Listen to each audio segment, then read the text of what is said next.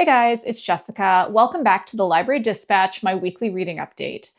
This week I finished 2 books, including one really anticipated book and one upcoming release that I also was very excited to read. I am in the middle of 2 other books, and I also have some book pickups to talk about with you this week, and we'll just kind of hang out and chat a little bit. But we are going to start out, as we always do, with the question of the week. And the question of the week this week is, what is a book that you have read recently that wasn't what you thought it was going to be, but you are so glad that you read it? So basically, what's a book that was a surprise, that was different from how you expected it to go? And I will have my answer for you at the end of this video, so be thinking about your answer while you watch me go on about everything else that I've read. And now let's go ahead and get started with what I read this week.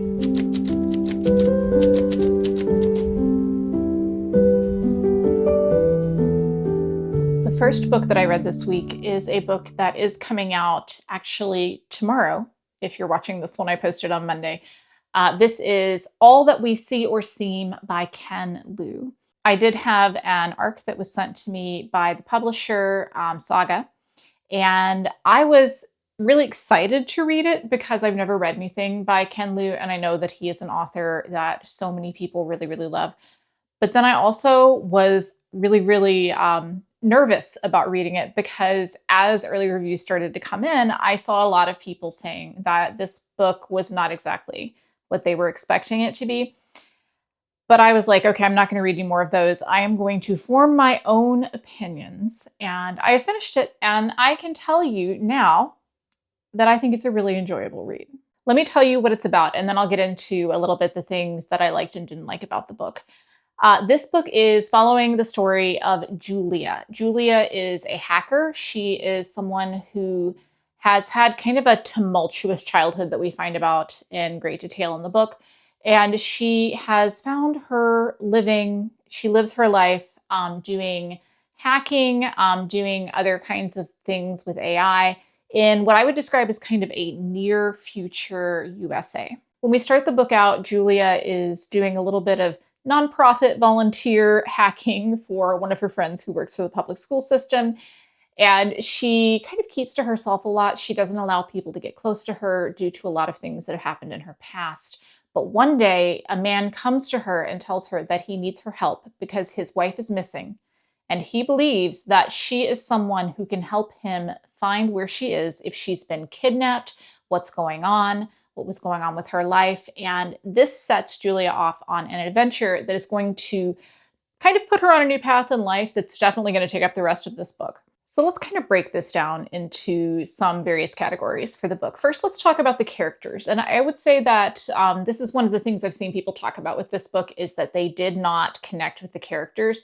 And I would agree that Julia can be a little bit of a more distant character. I would also say that you should know that the book is written in third person perspective, but it's not necessarily third person close. There are times that you get another perspective other than Julia's.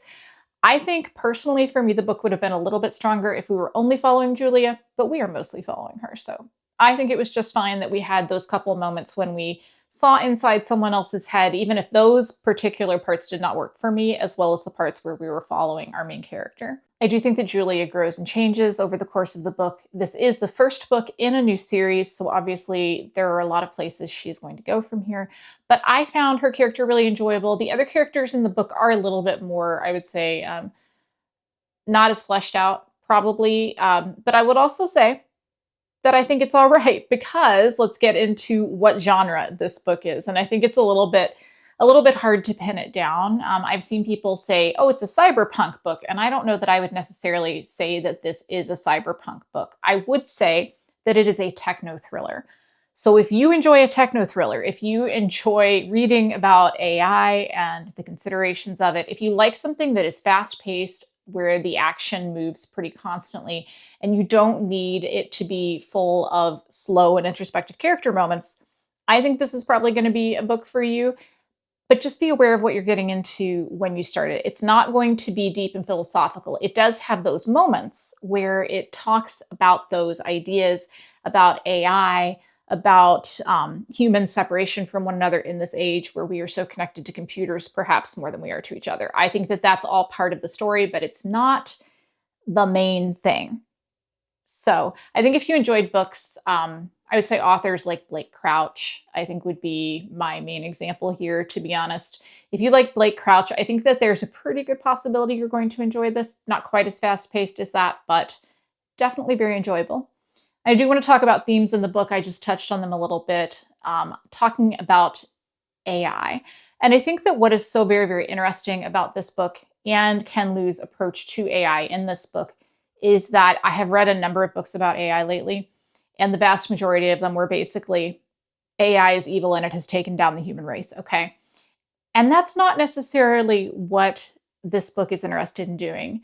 It's interested in both looking at AI as a tool that is very useful, as well as something that we can become over-reliant upon that will in some ways stunt the creativity and the growth of the human race itself. And I think that's really interesting, keeping that ambiguity and not going for the easy answer, which is obviously AI bad. I thought that was a really interesting choice and I really enjoyed it. So overall, I didn't think it was a perfect book. I do think that there was a tonal switch about 2/3 of the way through where we take the story in a direction that I wasn't necessarily expecting it to go. That may be a challenge for some readers, but overall, I had a really good time and I am definitely on board for the next book. And I am looking forward to reading some more works by this author, but I am aware that this one's probably going to be quite different from his fantasy works. And if you have read his fantasy works, I think it's probably good to know that this isn't going to be exactly like those either. So, a recommended, good book coming out this week. I would check it out. I would recommend it. If you like that kind of book, if what I said sounded good, I definitely think that it's one worth reading. But, you know, as always, your opinion may differ from mine, and that's all right. After I finished reading that sci-fi AI techno-thriller, I decided I needed to read something that was a little bit more in line with the season that we are currently in. And so I picked up The Bewitching by Silvia Moreno-Garcia. Sorry that this cover is really hard to see. Library cover.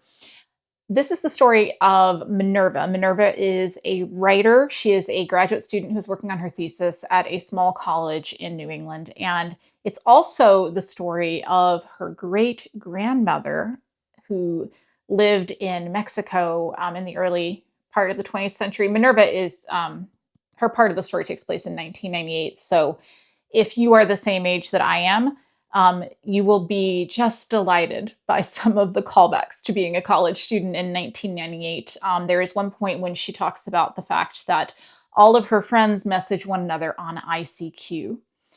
And I'm sure to those of you that are younger than I am, that will make no sense and mean nothing. But I personally was delighted. I had to tell my boyfriend, Sean. He was like, what, ICQ? Amazing. Such a deep cut. Okay. So this book, as I said, we are following 3 timelines, and the third one that I haven't mentioned yet is that we are following the story of what's going on in the writer, with the writer who Minerva is writing her thesis about. She gets access to some papers and some stories that she has written, and she is reading them, and we are reading them in the book as the third timeline, and those are in the 1930s. So 3 separate timelines, 3 women, and witches, obviously, from the title, Bewitching. I have not particularly loved Silvia Moreno-Garcia's books that I have tried to read in the past, to be honest. I have struggled a little bit, but I really want to love her works because I love that she writes in so many different genres, and I love that she includes all this culture and all this history within her books. So I picked up this one. I have actually saved it from when it came out in July because I thought this would be the perfect fall read, and I do think it is, although it does take place in the summer. But I believe this is a perfect fall read if you want something that is on the creepy side, on the spooky side, but that isn't going to be absolutely terrifying. Now, having said that, I do think if you were thinking about reading this book, if you want to find out what's going on with this writer that Minerva is writing about and all the strange things that start happening to her as she's investigating what happened to this writer, and as we flash back to what had happened to her grandmother a long time ago, if you want to read that story, I would highly recommend that you look up content warnings. And it's not so much because of the horror aspect of the book that I'm recommending that you do that, but because of another content warning that I'm not going to give you in here because it is a spoiler. Sorry. but it's probably not what you're thinking. So you may want to look those up. I recommend using Storygraph. Storygraph has all of the content warnings listed down at the bottom of the entry for each book. You can expand that if you want to, and it'll also tell you how many people have said that this was present in the book and how graphic they thought it was. So I would look that up because it wasn't something that I was necessarily bothered by, but a lot of people in the reviews that I have read were. So Silvia Moreno-Garcia's writing in this was very lovely. I enjoyed the whole thing. I thought that I enjoyed following these characters. There was no one that I liked more. I was maybe a little bit more invested in the 1998 plot line with Minerva or in the manuscript she was reading than I was in the story of her great-grandmother, but I enjoyed all of them. I did think that the plot line, where it was going, what was happening, I did think that that was all a little bit predictable, and I had guessed it long before we had the reveals at the end of the book, so I do have to mark it down a little bit for that. But in general, I think this was very enjoyable, and if you're looking for a creepy read that isn't going to be absolutely terrifying, then I would probably recommend this one. I think it was quite good. All right, now it is time to talk about what I am currently reading. And the book that I am currently reading is The Isle in the Silver Sea by Tasha Suri. I don't have a physical copy of this. I have a digital ARC from the publisher. I have read 12%, so I don't know how much of an opinion I can give you, but I can tell you the setup of the story. So in this, we are following two characters, a knight and a witch. And the copy on the back of the book is very poetic, but basically it's like they are destined to die over and over and over again, right? And the deal is, you find out at the very beginning of the book, the world that this is in, it's in England, but it's in England very unlike the England that we have today. It is a land where stories and tales control everything, where you have people who take place in these, or take part in these fairy tales, not ones that we know, but with similar sounding tropes, who die and then are reincarnated as in a different body and follow the same pattern and die again if that's the end of their tale. And so that's what we have going on here, okay? And we are following both of these characters, and they have met, and that is all that I have. Okay, so it's enjoyable. I'm having a little bit of a struggle right here at the beginning getting my head around that world building because the idea is kind of just like a lot more intense than I think I was expecting. I was expecting a little bit more of a romantasy, although I'm sure this is a romantasy, but I do love Tasha Suri and I really trust her. I'm just having a little bit of a struggle with the beginning of the book, but I'll get past it. So that's what I'm reading right now. I will have it done by next week, so I will be able to tell you what I think in my next video. All right, now before I talk about what I'm planning to read after I finish The Isle in the Silver Sea, I do have a couple of books that I picked up that I do want to share with you in this video. And the first one is going to be a book that was sent to me by the publisher. And this is a science fiction book. It is Observer by Robert Lanza and Nancy Kress. I'm going to show you all the cover because I actually legitimately enjoy this cover. I think it's so pretty.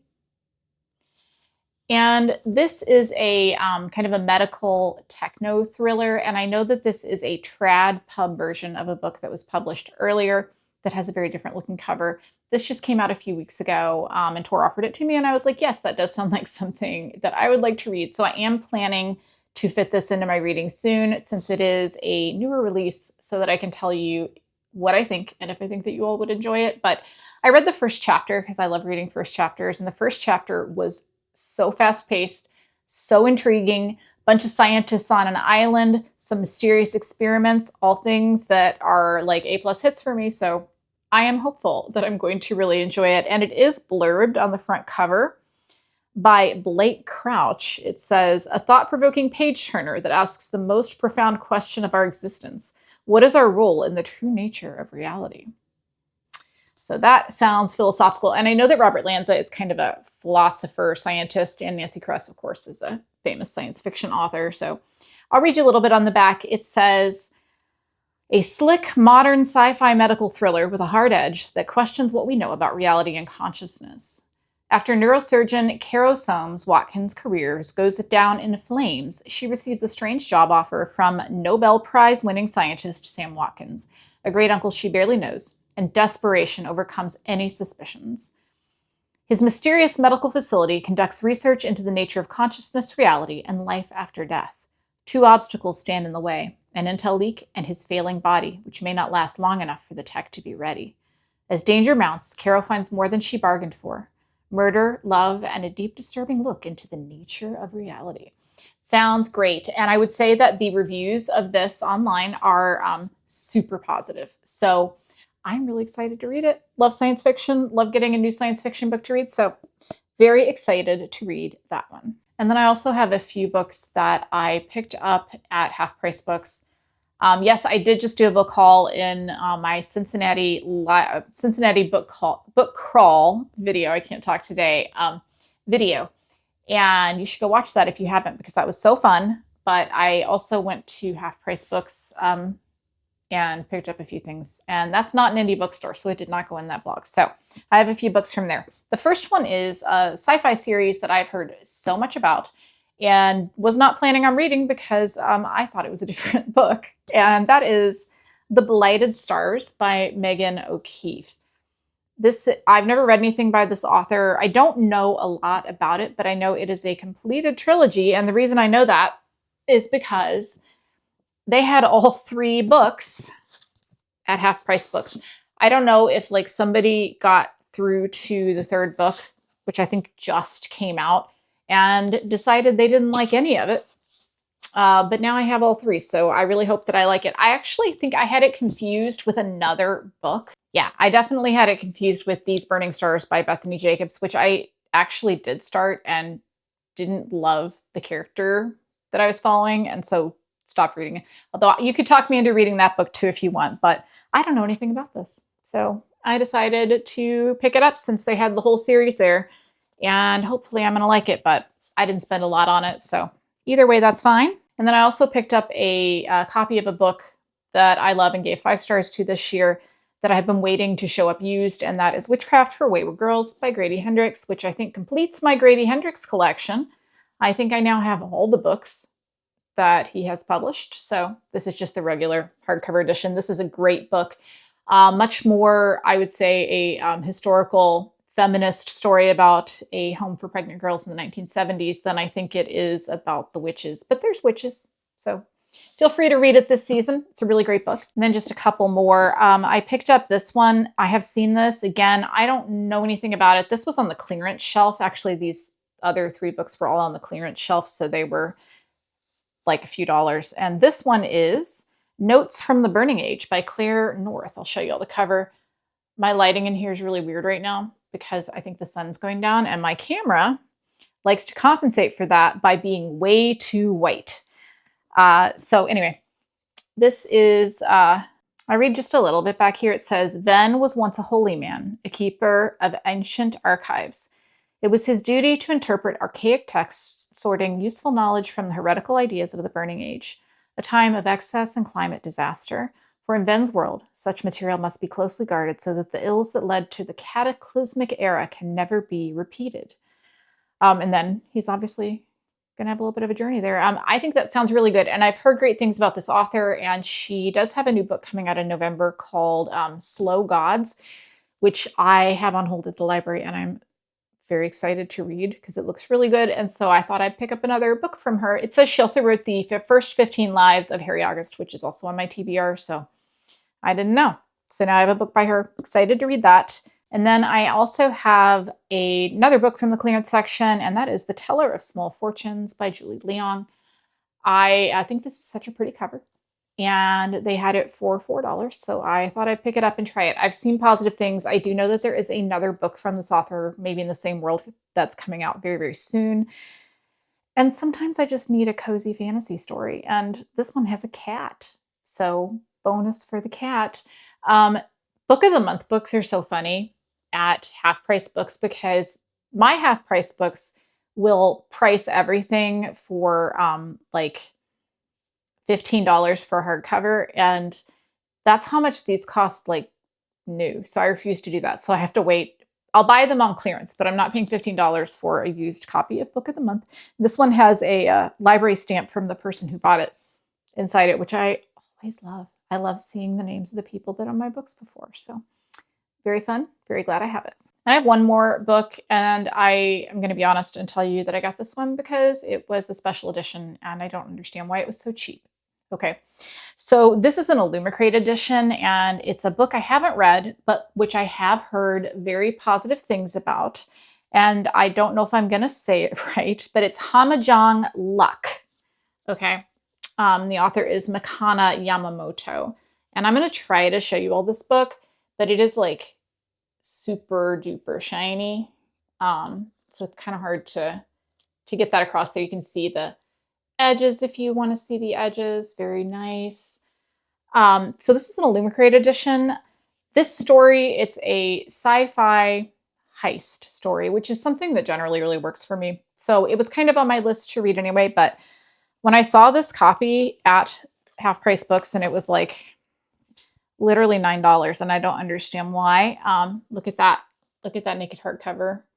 I just like a pretty thing. I'm not going to lie. I like a pretty book. I hope I'm going to enjoy the book itself. I just think this one is so fun.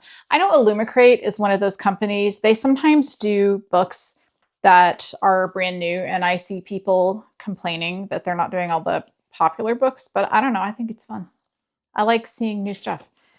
So anyway, if you've read this, let me know. I know it's a pretty recent release. I think it came out maybe this summer, I think. So pretty excited to get to try that. And that's it for books that I picked up.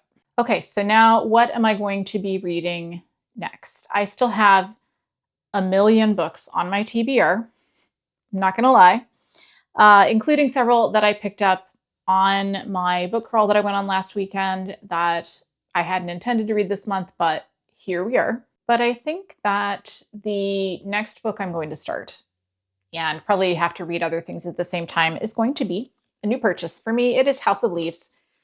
Y'all know what House of Leaves look like, right? So I am so excited to read this. It has so much text in it. It is huge, and so many things that I know I'm going to need to take notes on and try to like figure out what's going on. And I know this is going to take me probably the rest of the month to work my way through because I have to read it in physical form. And this is one of the ways that I think having readily available ebooks, especially from the library, has really spoiled me. Because a lot of the time when I have a physical book, I'm also reading the ebook at the same time so that I can read the ebook when it's dark or when I'm out of the house, because I don't love carrying a book with me. And I definitely am not carrying this book with me because it's huge. But I like to read in the dark. I like to sit in the dark. I don't know if you are one of my fellow big light haters. I absolutely hate an overhead light. I hate a bright light. I like to sit in the dark. You should see my office at work. I don't use the overheads at all. People come in my office and they're like, what's going on? Am I in a spa now? Like, I don't do the overhead lights. No overhead lights. So I've got, I can read in bed at night. I have enough light in there. And then in the library over to the side over here, I have a reading chair that I can read in at night, but I can't read in my living room because I don't have enough light in my living room to read by unless I get a reading light out. So that is such a first world problem. And I'm sorry that I'm complaining about it right now. But so it's going to take me a little bit longer probably to read this. As I am recording this, it is currently Saturday and I am working the weekend this week. So I will be off some weekdays. So I'll probably have some time to hang out and read my book. So I am really looking forward to that. And I also have a few other things that I'm planning to pick up at the same time. So I'm not just going to be reading that. Have not decided what book I'm going to read because I am all over the place this month. I have so many books that I want to read for spooky season and very poor decision-making abilities. So all right. So that's kind of everything going on with me right now. But I want to go back to the question of the week. So that question was, what's a book that has surprised you? That was something you weren't expecting, but you were so glad that you read it. Okay, so an unexpected book, a surprise. And I do have an answer for you. And It is unfortunately an answer that I'm not going to be able to explain why, or I will spoil everything about this book for you. But I'm going to tell you that my choice for this is going to be Piranesi by Susanna Clarke. I read this this summer. So what's going on in this book is you are following a character named Piranesi who is in a mysterious building with halls where the ocean goes in and out and the birds live, and he is very much alone and on his own. And there is a mystery, and I can tell you nothing else about this book or I will spoil it, which I have zero desire to do, but it was definitely not what I was expecting. The solution to what was going on was definitely not what I was expecting. The whole way through, I was thinking it was something else, and then it wasn't. And I absolutely adored this book. I put it off forever. I don't know, when did this come out? This is an arc. When did this come out? Like forever ago. 2020. Forever ago in 2020. And I had put off reading it since then because I didn't think I would like it, and I thought it would be something else. And I was so very wrong. And I apologize for that to everyone that told me that I would love it, because you were right. And I'm so glad I read it now. So that's my answer. And I would love to hear yours. Let me know those books that were surprising. The books that didn't do what you thought they were going to do, but maybe did it in the best possible way. Or if you want, you can tell me the book that surprised you in a bad way. I'm not going to be mad about that either. Either way, let me know your answer, because I would really love to hear. Or if you just want to tell me what you've been reading this week, give me some updates about how things are going. I would love to hear that too. And if you're feeling quiet, go ahead and leave me the broom emoji in honor of The Bewitching, a very witchy book that I read this week. And with that, I hope you all have a fantastic day. I will see you in the next video. Goodbye.